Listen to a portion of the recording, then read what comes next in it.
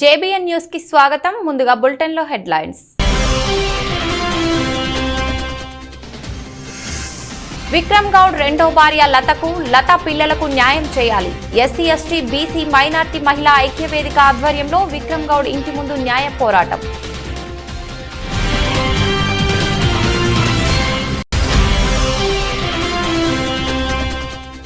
DSF ఆధ్వర్యంలో ఘనంగా అంతర్జాతీయ బాలికా దినోత్సవం వేడుకలు.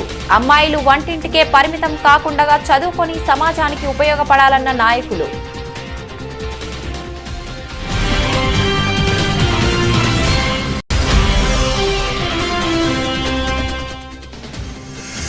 ఉరవకొండ నియోజకవర్గంలోని వైఎస్ఆర్ జగనన్న కాలనీలో మాజీ ఎమ్మెల్యే విశ్వేశ్వర్ రెడ్డి పర్యటన. ప్రజలను సమస్యలు అడిగి తెలుసుకున్న విశ్వేశ్వర్ రెడ్డి.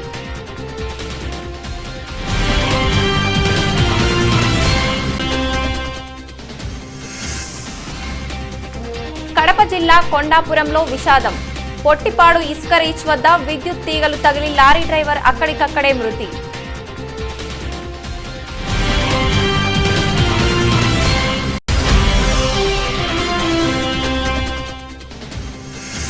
చంద్రబాబు నాయుడు, లోకేష్ కరోనా నుంచి పూర్తిగా కోలుకోవాలి. ప్రత్యేక పూజలు చేసిన కర్నూలు నగర తెలుగుదేశం పార్టీ నాయకులు.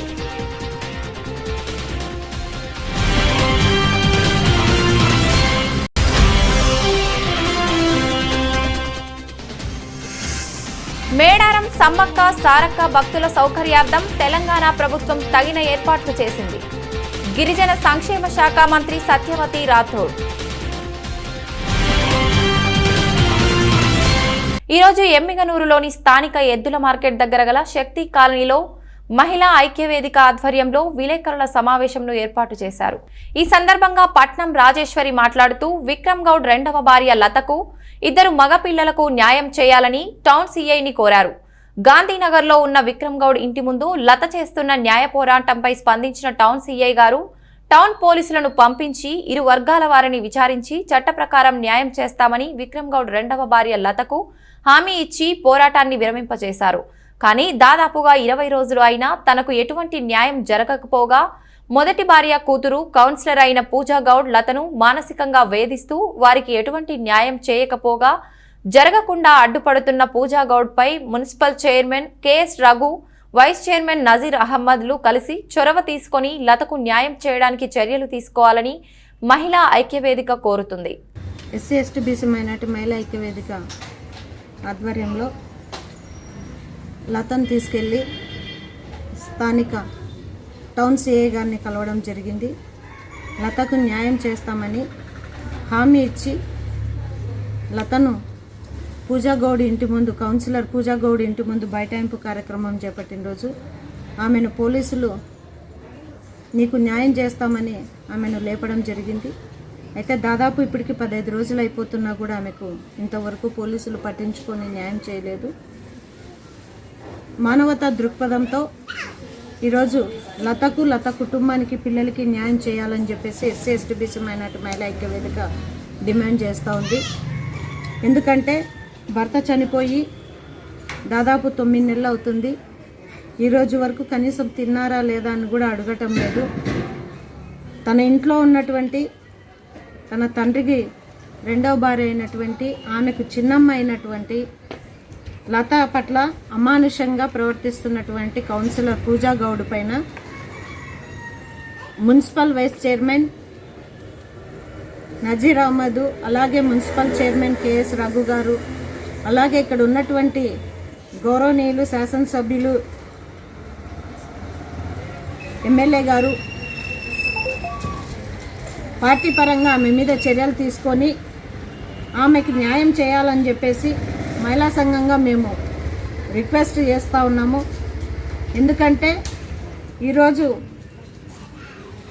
తన ఇంట్లో ఉన్నటువంటి తన బంధువు అయినటువంటి, తన తండ్రికి సొంతం రెండో భార్య అయినటువంటి, తనకు చిన్నమ్మైనటువంటి లత పట్ల న్యాయం చేయకుండా అమానుష్యంగా ప్రవర్తిస్తున్నటువంటి పూజా గౌడు కాలనీలో ఉన్నటువంటి, వార్డులో ఉన్నటువంటి మహిళలకు ఏ విధంగా న్యాయం చేయగలుగుతుంది, వాళ్ళ సమస్యలు ఎట్లా పరిష్కరిస్తుంది అని చెప్పేసి మేము ఈ సందర్భంగా ప్రశ్నిస్తూ ఉన్నాం ఆమెని. ముందు తన ఇంటిని చక్కదిద్దుకొని తర్వాత వార్డును చక్కదిద్దుకోవాలని చెప్పేసి తెలియజేస్తూ ఉన్నాము. శాంతియుతంగా ఈ సమస్యను పరిష్కారం చేయాలని చెప్పేసి మేము టౌన్ సిఐ గారిని కోరుతా ఉన్నాము. లేని పక్షంలో మహిళా సంఘం ఆధ్వర్యంలో పూజా గౌడ్ మీదనే ఉద్యమం చేయాల్సి ఉంటుంది. ఎందుకంటే ఈరోజు లత వాళ్ళ అక్క కానీ అంటే ఆదోనిలో మెట్రో ఫంక్షన్ హాల్లో అంతర్జాతీయ బాలికా దినోత్సవం డిఎస్ఎఫ్ ఆధ్వర్యంలో నిర్వహించడం జరిగింది. ముఖ్య వక్తలుగా ఆర్ట్స్ కళాశాల principal Sudhakar sir, SI Vijayalakshmi madam, పారిశ్రామికవేత్త శంకర్రావు పాల్గొన్నారు. ఎస్ఐ విజయలక్ష్మి మాట్లాడుతూ అదేవిధంగా మహిళా విద్యార్థులు ఏ సమస్య వచ్చినా ధైర్యంగా ఎదుర్కోండి, బాగా చదువుకొని తల్లిదండ్రులకు మంచి పేరు తీసుకురావాలి, అదేవిధంగా చదువు పక్కన పెట్టి మొబైల్ తీసుకొని జీవితాన్ని నాశనం చేసుకోకండి అని చెప్పడం జరిగింది. ప్రిన్సిపల్ సుధాకర్ మాట్లాడుతూ మహిళలు బాగా చదువుకొని మంచి స్థాయిలో ఉండాలి, అంతేకాని చదవాల్సిన సమయంలో చదవకుండగా మీ జీవితాన్ని నాశనం చేసుకోవద్దు, సమస్యలు వచ్చినా ధైర్యంగా ఎదుర్కోండి అని పిలుపునిచ్చారు. ఈ కార్యక్రమంలో డిఎస్ఎఫ్ జిల్లా ఉపాధ్యక్షుడు మల్లికార్జున, డిఎస్ఎఫ్ డివిజన్ అధ్యక్షుడు కె ఉదయ్, డివిజన్ కార్యదర్శి ఎస్ రాజు తదితర నాయకులు పాల్గొన్నారు.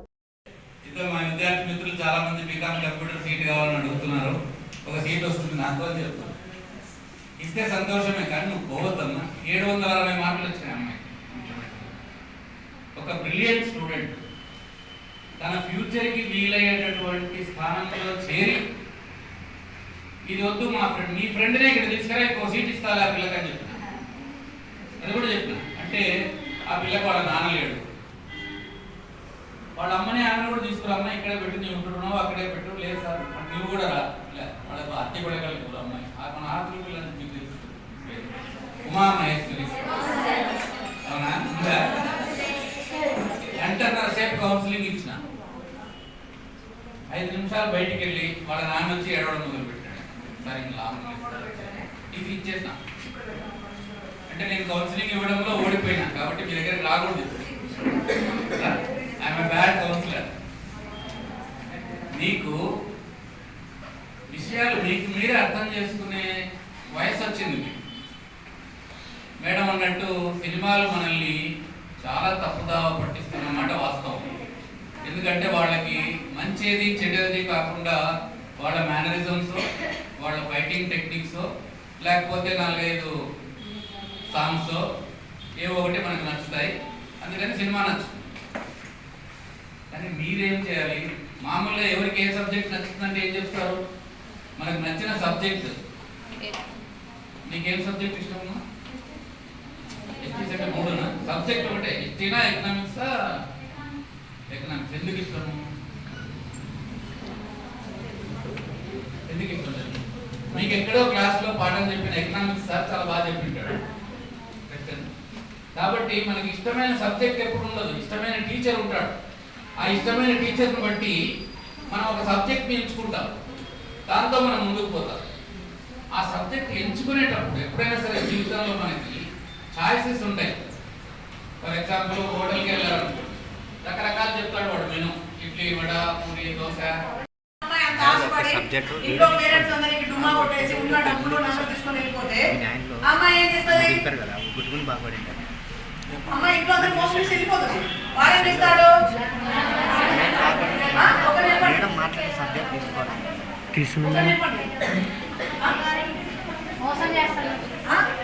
అన్నీ అమ్మాయి చెప్తాంది, మోసం చేయడం కాదు.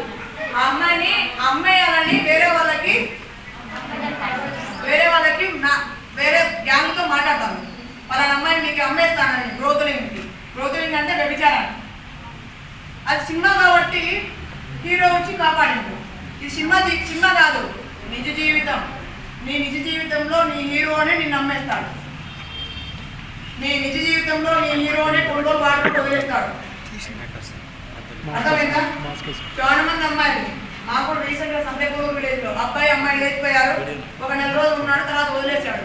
ఆ పిల్ల ఇక్కడ మంత్రాలయం అంతా తిరిగి లాస్ట్ కి ఒక ఆమె ద్వారా నదికి వస్తే వాడిని పిలిపించి అంత కేసు కట్టమంటే పేరెంట్స్ కేసు అమ్మాయి వాళ్ళ పేరెంట్స్ అని చెప్పి మళ్ళా ఇద్దరు విడిపోయి ఒకరిద్దరు వెళ్ళిపోయారు. అమ్మాయి జీవితం నాశనమైనట్టే కదా. పల్లెల్లో ఒక్కసారి ఒక అమ్మాయి ఒక అబ్బాయితో వెళ్ళిపోయిందంటే అమ్మాయి లేచిపోయింది, చెప్పిన ఇంపార్టెంట్. అదే మగవానికి ఇద్దరు పిల్లలు చచ్చినా కానీ మూడో పెళ్లికి రెడీగా ఉంటాం మనం ఇచ్చేదానికి అమ్మాయిని. అదే ఒక అమ్మాయికి భర్త చనిపోయారంటే ఎవరు వచ్చి పెళ్లి చేసుకోరు.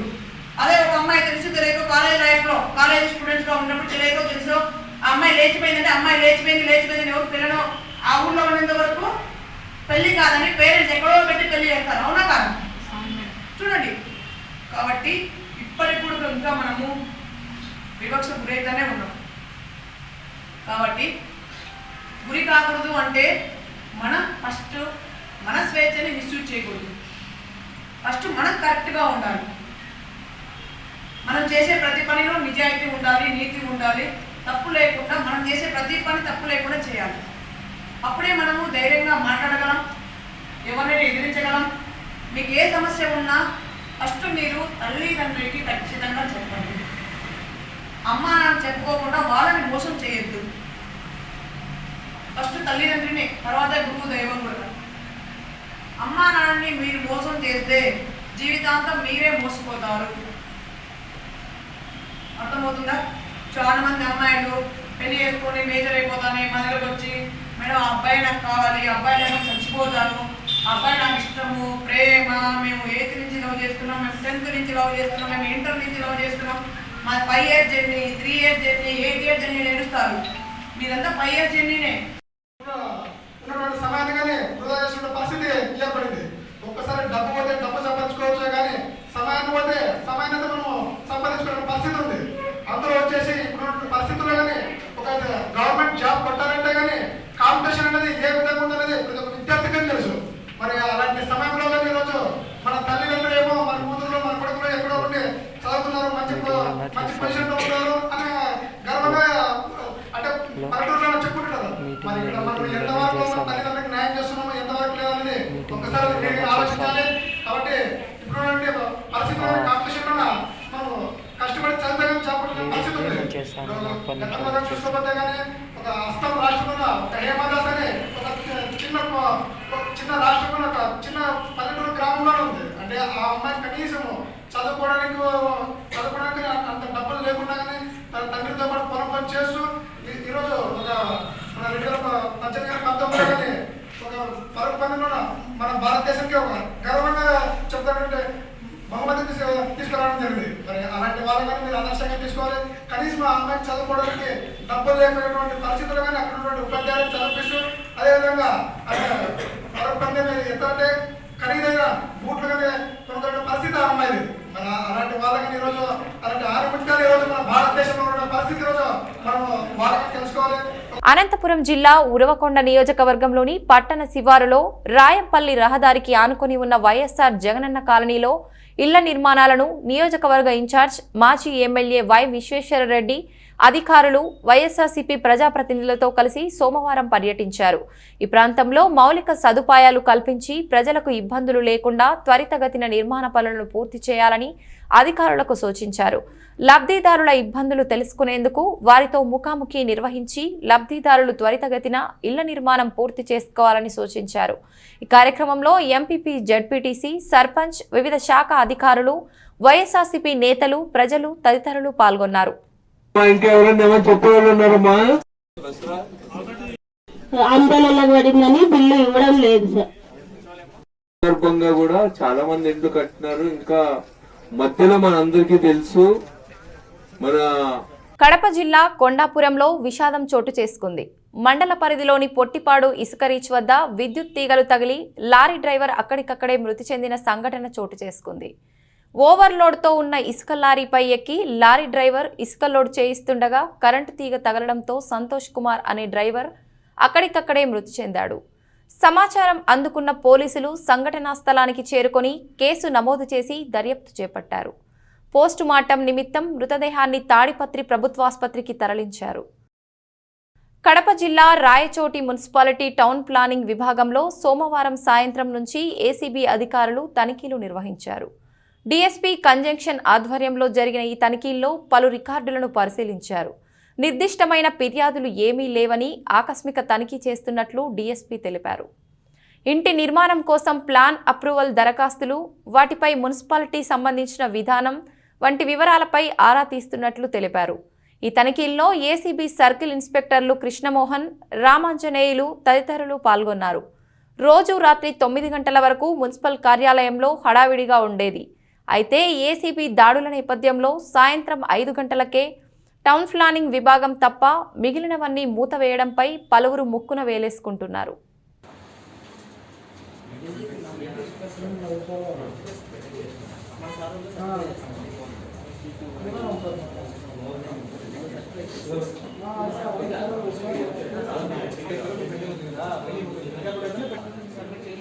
దేశంలోని నలుమూలల నుంచి వచ్చే మేడారం సమ్మక్క సారక్క భక్తుల సౌకర్యార్థం తెలంగాణ ప్రభుత్వం తగిన ఏర్పాట్లు చేసిందని గిరిజన సంక్షేమ శాఖ మంత్రి సత్యవతి రాథోడ్ అన్నారు. సోమవారం జిల్లాలో పర్యటించి 2022 మేడారం మహాజాతర సందర్భంగా రాష్ట్ర ప్రభుత్వం సమకూర్చిన నిధులతో చేపట్టి పూర్తి చేసిన పలు అభివృద్ధి పనులను ఆమె మానుకోట ఎంపీ మాలోతు కవిత, జెడ్పీ చైర్మన్ కుసుమ జగదీశ్వర్, ఎమ్మెల్యే సీతక్కతో కలిసి ప్రారంభించారు. మేడారం మహాజాతర సందర్భంగా రాష్ట్ర ప్రభుత్వం సమకూర్చిన నిధులతో చేపట్టిన పలు అభివృద్ధి పనులను పరిశీలించారు. అనంతరం 35 లక్షల సులభ్ కాంప్లెక్స్, 10 కోట్లతో పస్రా నుంచి భూపాలపల్లి వరకు నిర్మించిన నూతన పీటీ రోడ్డును, 25 లక్షల పంచాయతీరాజ్ అతిథి గృహాన్ని, 21 లక్షలతో వాటర్ ట్యాంకును, 17 లక్షలతో చేపట్టిన రోడ్డు వెడల్పు పనులను ప్రారంభించారు. జాతరకు హాజరయ్యే భక్తుల సౌకర్యార్థం రాష్ట్ర ప్రభుత్వం 75 కోట్లను కేటాయించిందని అన్నారు. 1 కోటి మందికి పైగా హాజరయ్యే భక్తులకు ఎటువంటి లోటుపాట్లు రాకుండా చర్యలు చేపట్టామన్నారు. భక్తులు సైతం కరోనా నిబంధనలు పాటిస్తూ జిల్లా అధికార యంత్రాంగానికి సహకరించాలన్నారు. ఆమె వెంట జిల్లా collector S Krishna Aditya, SP doctor Sangram Singh G Patil, ఇతర అధికారులు, ప్రజాప్రతినిధులు పాల్గొన్నారు. ఆసియాలోనే అతిపెద్ద గిరిజన జాతర మేడారం సమ్మక్క సారాలమ్మ జాతరకు వచ్చే భక్తులకు అన్ని సౌకర్యాలు కల్పిస్తున్నామని గిరిజన శాఖ మంత్రి సత్యవతి రాథోడ్ తెలిపారు. మేడారంలో పలు అభివృద్ధి పనులను ఎంపీ కవిత, జెడ్పీ చైర్మన్ జగదీశ్వర్తో కలిసి సోమవారం ప్రారంభించారు.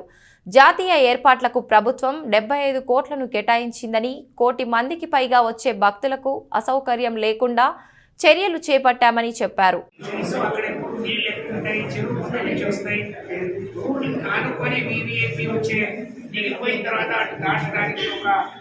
చిన్న కాలువ అడ్డంగా ఉంది కాబట్టి దానికి కూడా కొన్ని పైపులు వేసి దాన్ని లెవెల్ చేయమని చెప్పడం జరిగింది.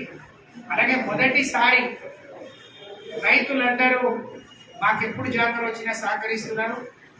వాళ్ళు ఎవరికో డిపార్ట్మెంట్కో కాంట్రాక్ట్కో ఇవ్వడం ద్వారా వాళ్ళకి ఇబ్బంది పడుతున్నారు. మేము రెండో పంట నష్టపోతున్నాం కాబట్టి మా దగ్గర జాతర జరుగుతుంది, నష్టం మాకు వస్తుంది కానీ లాభం ఎవరో తింటున్నారు అని అంటే వాళ్ళందరి రికార్డు ప్రకారం ఎవరైతే రైతులు దాన్ని కాస్ట్ చేసుకుంటున్నారో ఎకరానికి 6 నుంచి 9 వేలు వాళ్ళే లెవెలింగ్ చేసి ఆ మళ్ళని కూలగొట్టి లెవెలింగ్ చేసి తిరిగి వాళ్ళే మళ్ళీ వేసుకోవడానికి అంటే గెట్లు పెట్టుకోవడానికి మొదటిసారి దాదాపు 1100 నుంచి 1200 ఎకరాల వరకు వస్తుంది. దానికి కూడా సుమారు 1 కోటి రూపాయల వరకు వాళ్ళకి ఇవ్వండి 6 నుంచి 9 వేల రూపాయలు ఖర్చు వస్తుంది. జాతర తర్వాత కూడా వచ్చే భక్తులు అక్కడ అంటే సీసాలు గ్లాస్ మేమంతా ఇబ్బంది పడుతున్నామంటే మీరే చూసుకోండి, మీరే దాన్ని వచ్చే ఆదాయం మీరే తీసుకోండి అని కలెక్టర్ గారు, పోలీసు అధికారులు మాట్లాడి చేయడం ద్వారా ఒక మంచి సొల్యూషన్ మాకు వచ్చింది. పార్కింగ్కి ఎలాంటి ఇబ్బంది లేకుండా, దర్శనం దగ్గర ఎలాంటి ఇబ్బంది లేకుండా, జంపన్న వాగులో స్నానాలు ఆచరించే వాళ్ళకి ఇబ్బంది లేకుండా, భక్తులు ఎన్ని లక్షల మంది వచ్చినా మరి కోటి మంది. కుల మతాలకు అతీతంగా శ్మశాన వాటికలు అభివృద్ధి చేస్తున్నామని తెలంగాణ విద్యాశాఖ మంత్రి సబితా ఇంద్రారెడ్డి అన్నారు. రంగారెడ్డి జిల్లా మహేశ్వరం నియోజకవర్గంలోని బడంగ్పేట్ కార్పొరేషన్ పరిధిలోని 20, 30వ డివిజన్లలో 4,44,00,000 రూపాయలతో అభివృద్ధి పనులకు బడంపేట్ మేయర్ పారిజాత నరసింహారెడ్డి కలిసి మంత్రి సబితా ఇంద్రారెడ్డి శంకుస్థాపన చేశారు. ఈ సందర్భంగా మంత్రి మాట్లాడుతూ మంచినీటి పైప్ లైన్, డ్రైనేజీ వ్యవస్థ, సీసీ రోడ్లు, స్ట్రీట్ లైట్స్, శ్మశాన వాటికల అభివృద్ధి పనులు పూర్తి చేసి నియోజకవర్గ ప్రజలకు అందుబాటులో తీసుకురావాలనే ఉద్దేశంతో శంకుస్థాపన చేయడం జరిగిందని తెలిపారు. కుల మతాలకు అతీతంగా శ్మశాన వాటికల అభివృద్ధి పనులు చేపడుతున్నామని మంత్రి అన్నారు. కాలనీలలో ఉన్న పెండింగ్ పనులను పూర్తి చేస్తామని మంత్రి తెలిపారు. ప్రతిపక్ష నాయకులు ప్రజలకు ఉపయోగపడే మాటలు మాట్లాడితే స్వాగతిస్తామని మంత్రి అన్నారు. ప్రజల కోసమే పనిచేస్తాం, కానీ పబ్లిసిటీ కోసం పనిచేయమని మంత్రి అన్నారు. ఈ కార్యక్రమంలో డిప్యూటీ మేయర్ ఇబ్రహీం శేఖర్, స్థానిక కార్పొరేటర్లు పెద్దబావి సుదర్శన్ రెడ్డి, భీమిడి స్వప్న జంగారెడ్డి, కార్పొరేటర్లు తదితరులు పాల్గొన్నారు. స్థానిక కార్పొరేటర్ స్వప్న జంగారెడ్డి గారు, అదేవిధంగా సుదర్శన్ రెడ్డి గారు, ఈ 2 డివిజన్స్లలో ఈరోజు చాలా ఫౌండేషన్స్ ఇనాగ్రేషన్స్ చేయడం జరిగింది. ఇక బడంపేట్ కార్పొరేషన్లో సంబంధించిన అందరు కార్పొరేటర్లు కూడా ఉన్నారు. డివిజన్లో వాళ్ళు మేజర్గా వర్క్స్ అని పూర్తి చేయాలనే సంకల్పంతో డ్రైనేజ్ కానీ రోడ్స్ కానీ చేస్తూ ఉంటారు. దాంట్లో భాగంగా ఈరోజు 4,30,00,000 పైచిలకు ఫౌండేషన్స్ వేయడం జరిగింది. దాంట్లో మేజర్గా ఒక 2 కోట్ల రూపాయలకు సంబంధించిన గ్రేవ్ యార్డ్ సంబంధించి ఫౌండేషన్ వేయడం జరిగింది. ఇది నిజంగా గౌరవ ముఖ్యమంత్రి కేసీఆర్ గారి ముందు చూపు ఆలోచన. కాలనీలు డెవలప్ అవుతున్నాయి, ఎక్కడెక్కడ నుండి వచ్చి ఇక్కడ కాలనీలలో డెవలప్ ఉన్నారు. కానీ గ్రేవ్ యార్డ్స్ ఇట్లాంటివి అనేది ఊరికి పరిమితమై ఉంటాయి కాబట్టి అట్లా కాకుండా కార్పొరేషన్లో గ్రేవ్ యార్డ్స్ కడితే బాగుంటుందని ప్రభుత్వం నుండి ప్రతి మున్సిపల్ కార్పొరేషన్లో ప్రతి మున్సిపల్కి కూడా, కార్పొరేషన్ అయితే 2 గ్రేవ్ యార్డ్స్, మున్సిపల్ అయితే 1 గ్రేవ్ యార్డ్, 1 కోటి రూపాయలు 2 కోట్ల రూపాయల వరకు పెట్టి ఈరోజు ఈ గ్రేవ్ యార్డ్స్ అన్ని ఇవ్వడం జరిగింది రాష్ట్ర వ్యాప్తంగా. మన బడంపేట్ కార్పొరేషన్కి వచ్చేసరికి 2 గ్రేవ్ యార్డ్స్ కూడా ఇవ్వడం జరిగింది. దాంట్లో ఇప్పుడు ఒకటి ఫౌండేషన్ వేసుకున్నాం. దాన్ని పూర్తి చేసి అందరికీ అందుబాటులోకి వచ్చినట్టు, కులాలు మతాలకు సంబంధం లేకుండా మనిషి ప్రాణం, చివరి ప్రాణం ఏదైతే పోతుందో అది గౌరవప్రదంగా పోవాలనేది ముఖ్యమంత్రి గారి ఆలోచన. దాంట్లో భాగంగా ఈరోజు ఈ కార్యక్రమం తీసుకోవడం జరిగింది. ఇంచుమించు 7 ఎకర్స్ సంబంధించిన గ్రేవ్ యార్డ్ చాలా పెద్దగా, చాలా బాగా కావడానికి అవకాశం ఉంది కాబట్టి దాన్ని తొందరగా డెవలప్ చేసి ప్రజలకు అందుబాటులోకి తీసుకురావాలని. కాలనీలో ఎక్కడైతే ఇంకా పెండింగ్ వర్క్స్ ఉన్నాయో, అది రోడ్స్ కావచ్చు, డ్రింకింగ్ వాటర్ కావచ్చు, వాటన్నింటినీ కూడా తొందరలో పూర్తి చేసే కార్యక్రమం ఒకటైతే. మేజర్ డ్రైన్ సంబంధించి చాలా ప్రాబ్లం ఉండే వర్షం వచ్చినప్పుడు, దానికి సంబంధించి పెద్ద ఎత్తున నిధులు కావాలని ముఖ్యమంత్రి గారి దృష్టికి, మంత్రి గారి దృష్టికి తీసుకెళ్తే ఆల్మోస్ట్ 64 కోట్ల రూపాయలు శాంక్షన్ ఇచ్చున్నారు మన బడంపేటకి. వాటిని తొందరలో ఫౌండేషన్ వేసి మళ్ళీ వర్షాకాలం వరకు ఈ సమస్య పనికి మళ్ళీ మాటలు మాట్లాడడం తప్పిస్తే ప్రజలకు ఉపయోగపడే మాటలు మాట్లాడండి, డెఫినెట్గా స్వాగతిస్తారు. స్టోన్ వేసిన దగ్గర పని చేయకపోతే చెప్పండి, పలానా స్టోన్ దగ్గర పని చేయగలేదని మా కార్పొరేటర్లు సార్, నా వరకు అక్కర్లేదు, మా కార్పొరేటర్లు చూసుకుంటారు. ఏ స్టోన్ దగ్గర పని చేయగలేదు దాన్ని కంప్లీట్ చేయించే ప్రయత్నం చేస్తారు. మాట్లాడడానికి ఏమీ లేదు కాబట్టి ఏదో ఒకటి మాట్లాడతాం. ప్రజల కోసం పనిచేస్తాం కానీ పబ్లిసిటీ కోసం పనిచేసే పరిస్థితి ఉంటుంది. కాలనీలు అభివృద్ధి చెందుతున్నాయి, అట్లాగే కొత్త కాలనీలు వెలుస్తూ ఉన్నాయి. కొత్త కాలనీలో అనేక సమస్యలు పుట్టుకొస్తున్నాయి కాబట్టి ఆ సమస్యలను అధిగమించడానికి ఈరోజు చాలా చోట్ల, చాలా కాలనీకి సంబంధించిన అభివృద్ధి, డ్రైనేజ్ కానివ్వండి, సీసీ రోడ్లు కానివ్వండి, శ్మశాన వాటికకు సంబంధించి, కమ్యూనిటీ హాల్స్కి సంబంధించి వీటన్నిటినీ అంటే ఒకదానితో ఒకటికి ముడిపడి ఉన్నటువంటి అభివృద్ధి కార్యక్రమాలకి ఈరోజు శంకుస్థాపన చేయడం జరిగింది. అట్లాగే చిత్తూరు జిల్లా కుప్పం ప్రాంతంలోని గ్రానైట్ క్వారీలపై మైనింగ్ అధికారులు ఆకస్మిక దాడులు నిర్వహించారు. అధికారులు 4 బృందాలుగా ఏర్పడి తనిఖీలు నిర్వహించారు. శాంతిపురం మండలం ముద్దునపల్లి క్వారీపై దాడి చేసి 2 ప్రొక్లైన్లు, 2 కంప్రెసర్లు సీజ్ చేశారు. వివిధ ప్రాంతాల్లో దాడి చేసిన అధికారులు సుమారు 70 లక్షల విలువ చేసే 200 గ్రానైట్ దిమ్మలను స్వాధీనం చేసుకున్నట్లు తెలిపారు.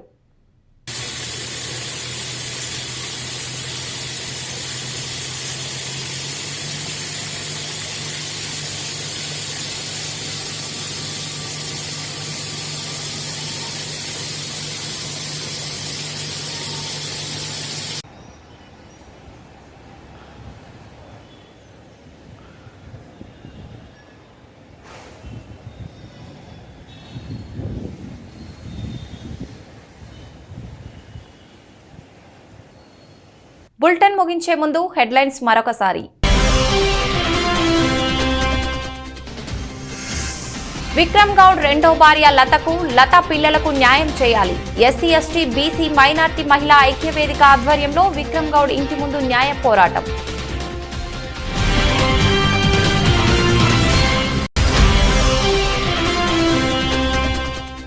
డిఎస్ఎఫ్ ఆధ్వర్యంలో ఘనంగా అంతర్జాతీయ బాలికా దినోత్సవం వేడుకలు.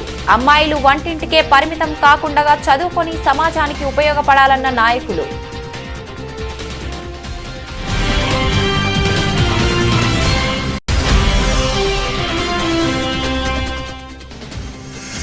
ఉరవకొండ నియోజకవర్గంలోని వైఎస్ఆర్ జగనన్న కాలనీలో మాజీ ఎమ్మెల్యే విశ్వేశ్వర్ రెడ్డి పర్యటన. ప్రజలను సమస్యలు అడిగి తెలుసుకున్న విశ్వేశ్వర్ రెడ్డి.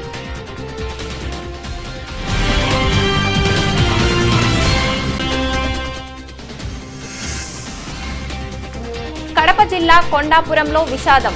పొట్టిపాడు ఇసుక రీచ్ వద్ద విద్యుత్ తీగలు తగిలి లారీ డ్రైవర్ అక్కడికక్కడే మృతి.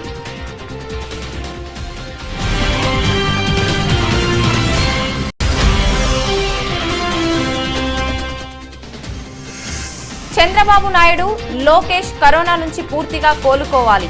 ప్రత్యేక పూజలు చేసిన కర్నూలు నగర తెలుగుదేశం పార్టీ నాయకులు.